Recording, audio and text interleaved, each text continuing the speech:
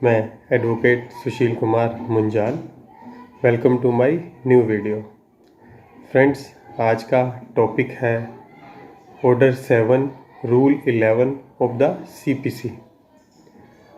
इसमें ये जानेंगे कि जो शैम लिटिगेशन है, बेकार की लिटिगेशन है, उसको कैसे ख़त्म किया जा सकता है, और अगर आपके अगेंस्ट किसी ने झूठा केस सिविल सूट फाइल किया है तो उसको कैसे डिसमिस करवाएंगे।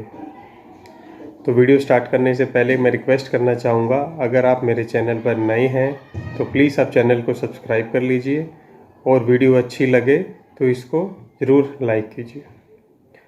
फ्रेंड्स, ऑर्डर 7 रूल 11 जो सीपीसी में डिफ़ाइन किया गया है, उसका मेन ऑब्जेक्ट क्या है कि शैम लिटिगेशन को, बेसलेस लिटिगेशन को, मीनिंगलेस लिटिगेशन को ख़त्म करने के लिए, to save the time of the judiciary and जो पब्लिक एट लार्ज को अर्ली डिस्पोजल के लिए, शैम लिटिगेशन से बचाने के लिए ये ऑर्डर 7 रूल 11 का प्रयोग किया जाता है। ऑर्डर 7 रूल 11 के जो 6 एसेंशियल एलिमेंट हैं, 6 ग्राउंड हैं, वो है ग्राउंड ए, जहाँ पे there is no cause of action disclose in the plaint, वहाँ पे आप एप्लीकेशन फाइल करके उसको सूट को डिसमिस करवा सकते हैं। और जो दूसरा है B, suit is undervalued, और C, plaint is not sufficiently stamped, और जो डी है, plaint is barred by any law, और जो ई है, plaint is not filed in duplicate, और जो एफ है, जो 6 है, वो plaintiff does not comply with the order 7 rule 9। अब इसमें जो स्टैम्प अंडर वैल्यू की बात करता है रूल, और जहाँ पे प्रॉपरली सफिशेंटली स्टैम्प नहीं है, वहाँ पे क्या होता है कि आपको कोर्ट एक और मौका और दे देता है, और अगर आप एक मौका देने के बावजूद भी अगर आप प्रॉपरली स्टैम्प नहीं करते हो, उसको प्रॉपर कोर्ट में नहीं लगाते हो, देन वो डिसमिस के लायबल होता है। अब जो नेक्स्ट इशू है जो कि रूल 11A में है, कॉज ऑफ एक्शन की बात करता है। अब कॉज ऑफ एक्शन वो केस टू केस वेरी करता है। हमें ये देखना है अपने केस में, अगर कॉज ऑफ एक्शन प्रॉपरली है, डिफ़ाइन किया हुआ है, तो हम ये एप्लीकेशन नहीं लगा सकते।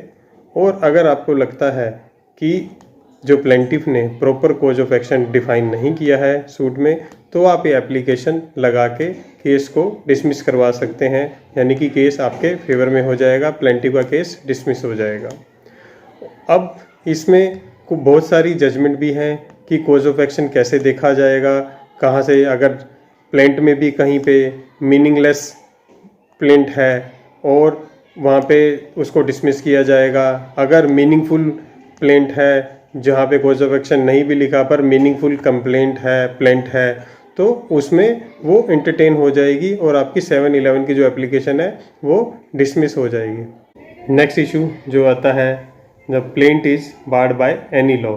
इसमें ये देखा जाता है कि जो प्लेंट है, जो सूट फाइल किया है, वो कहीं लिमिटेशन से बार्ड तो नहीं है, या फिर कोई एनी अदर लॉ जिसमें कि ये सूट बार्ड हो, जैसे कि पहले कभी कोई फाइल किया हो, रेज जुडिकाटा एप्लीकेबल हो, या कोई एनी अदर रीज़न से जो उसने सूट पहले फाइल किया हो अब ये लाइन नहीं करता, तो आप इसमें भी 7-11 फाइल करके इसको डिसमिस करवा सकते हैं।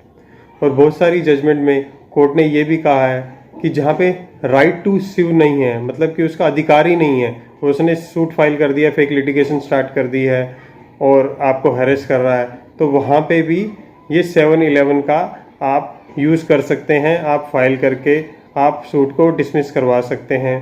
और इसमें बहुत सारी जजमेंट में डायरेक्शंस दी गई हैं कि ऑनरेबल कोर्ट को कैसे कैसे इस इशू पे जजमेंट पास करनी है। नेक्स्ट इशू ये है कि आप 7-11 की जो एप्लीकेशन है वो आप कब फाइल कर सकते हैं। ये एप्लीकेशन आप ट्रायल ख़त्म होने से पहले आप कभी भी फाइल कर सकते हैं।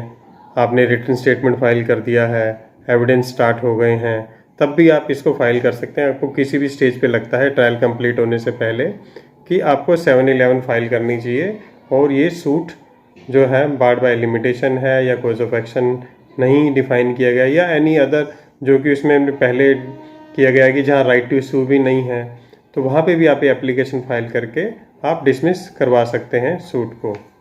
अब इसमें जो रिसेंट जजमेंट आई है वो ये भी कहती है, कुमारी गीता, वो ये कहती है कि अगर उस केस में क्या हुआ है कि उसमें पार्शली सूट को डिसमिस कर दिया गया, मतलब एक इशू पे डिसमिस कर दिया गया और दूसरा इशू अलाइव रखा गया 7-11 के अंदर।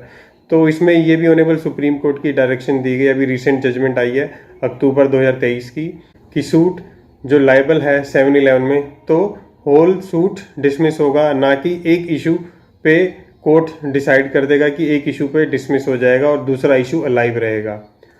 और जो सेकंड जजमेंट इसके बाद आती है वो है 30 नवंबर 2023 की, वो है Adelco housing and industry limited versus Ashok. इसमें ऑनेबल सुप्रीम कोर्ट ने अपनी बहुत सारी पुरानी जजमेंट को रेफ़र किया और सर्टेन्स डायरेक्शन दी टू द सबऑर्डिनेट कोर्ट को। इसमें यह भी कहा गया कि ऑर्डर 7 रूल 11 जो है वो कि एक स्पेशल रेमेडी है और इंडिपेंडेंट रेमेडी है to the defendant.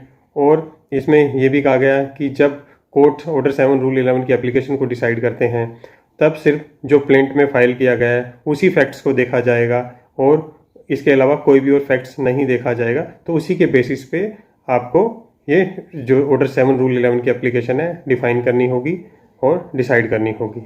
Thanks for watching.